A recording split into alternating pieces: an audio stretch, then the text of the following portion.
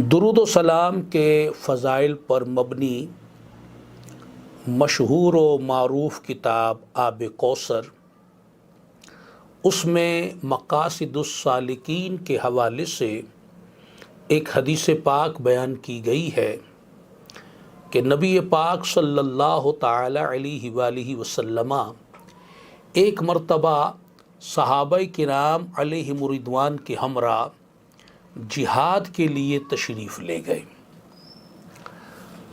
دوران سفر آپ صلی اللہ علیہ وسلم نے ایک مقام پر قیام فرمایا، صحابہ کرام علیہم رضوان بھی ٹھہر گئے، انہوں نے بھی پڑاؤ ڈال لیا۔ رسول اللہ صلی اللہ تعالی علیہ وآلہ وسلم فرمانے لگے کہ اب وقفہ ہے، قیام ہے، تو کھانے کا اہتمام کر لو۔ صحابہ کرام علیہم رضوان نے اب کھانے کا جب سلسلہ بنانا چاہا، بارگاہ رسالت صلی اللہ علیہ وسلم میں عرض کرتے ہیں، یا رسول اللہ صلی اللہ علیہ وسلم، ہمارے پاس روٹی تو ہے، سالن نہیں ہے۔ اسی اثنا میں وہ دیکھتے ہیں کہ ایک شہد کی مکھی رسول اللہ صلی اللہ علیہ وسلم کے آس پاس بھن بھنا رہی ہے، بڑے زور سے بھن بھنا رہی ہے۔ صحابہ کرام نے اس سے پہلے ایسا معاملہ نہیں دیکھا۔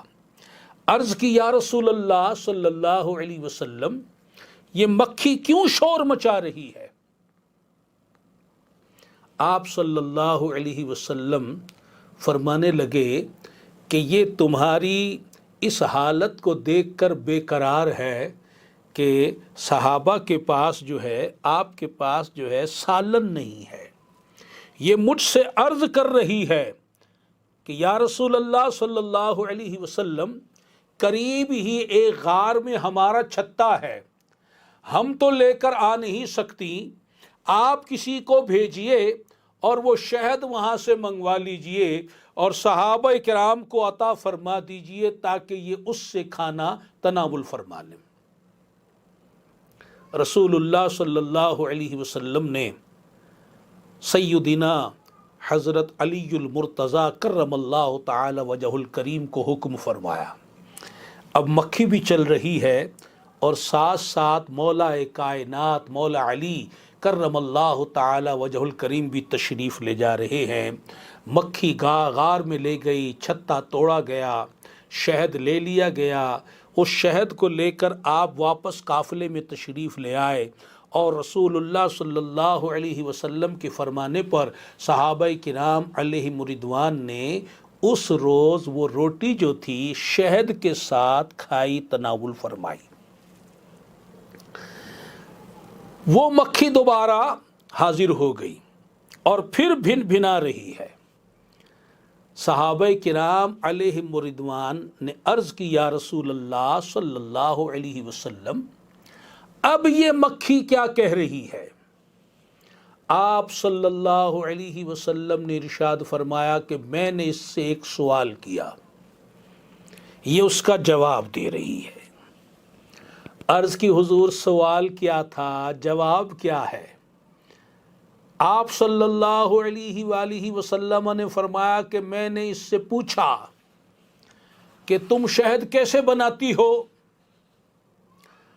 تو اس نے جواب دیا کہ ہم بیابانوں میں، جنگلوں میں، باغات میں، گلشن میں جاتی ہیں اور وہاں جو پھول ہوتے ہیں ان کا رس چوستی ہیں اور اس رس کو لے کر واپس اپنے چھتے میں آ جاتی ہیں اور جو چھتا ہے اس میں انڈیل دیتی ہیں۔ نبی پاک صلی اللہ علیہ وسلم فرمانے لگے کہ میں نے مکھی سے کہا کہ رس تو پھیکے بھی ہوتے ہیں، کڑوے بھی ہوتے ہیں، کسیلے بھی ہوتے ہیں، نمکین بھی ہوتے ہیں، مختلف وہ ذائقے پھیکے ہوتے ہیں، لیکن تمہارا شہد تو بہت میٹھا ہوتا ہے، اس میں یہ مٹھاس کیسے آ جاتی ہے؟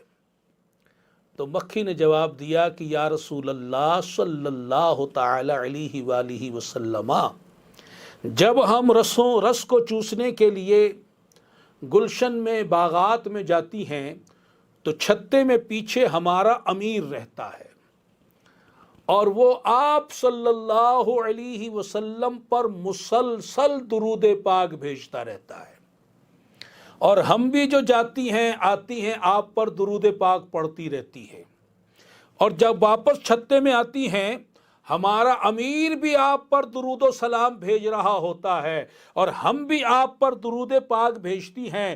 اللہ تبارک و تعالی اس درود و سلام کی برکت سے، درود پاک کی برکت سے اس پھیکے، اس کڑوے کسیلے رسوں کے اندر جو ہے شہد کی مٹھاس پیدا فرما دیتا ہے۔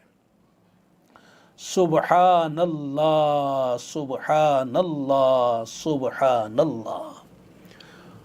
غور تو فرمائیے، آپ نے جان لیا کہ یہ شہد میں جو مٹھاس ہمیں محسوس ہو رہی ہے یہ در حقیقت درود پاک کی برکت ہے جو ہم پر اس مٹھاس کی صورت میں ظاہر ہو رہی ہے۔ دوسری بات یہ کہ علماء کرام رحمہم اللہ تعالی ارشاد فرماتے ہیں، جب پھیکے کڑوے کسیلے رسوں میں درود پاک کی برکت سے مٹھاس پیدا ہو جاتی ہے تو ہمارے جو پھیکے اعمال ہیں، کمزور اعمال ہیں، تھوڑے اعمال ہیں، اللہ تبارک و تعالی درود و سلام کی برکت سے اس ہمارے نیک اعمال، ہماری عبادات، ذکر و اذکار، ان میں بھی قبولیت کے مٹھاس پیدا فرما دے گا۔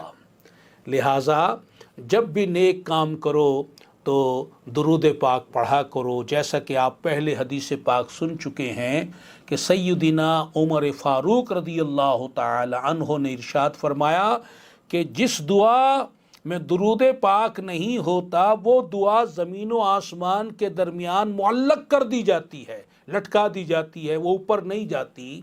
اور علماء کرام فرماتے ہیں کہ جس دعا سے پہلے بھی درود پاک ہو، بعد میں بھی درود پاک ہو، پہلے بھی قبول عمل ہے، بعد کا بھی عمل مقبول و محبوب ہے، اللہ تعالیٰ اس کی برکت سے درمیان کی دعا کو قبول فرما لے گا۔ اس لیے جو بھی عبادات کی جائیں اس سے اول و آخر درود و سلام پڑھنے کی عادت بنائی جائے۔ اللہ تعالیٰ توفیق عطا فرمائے۔ صلو علی النبی صلی اللہ تعالی علیہ وسلم۔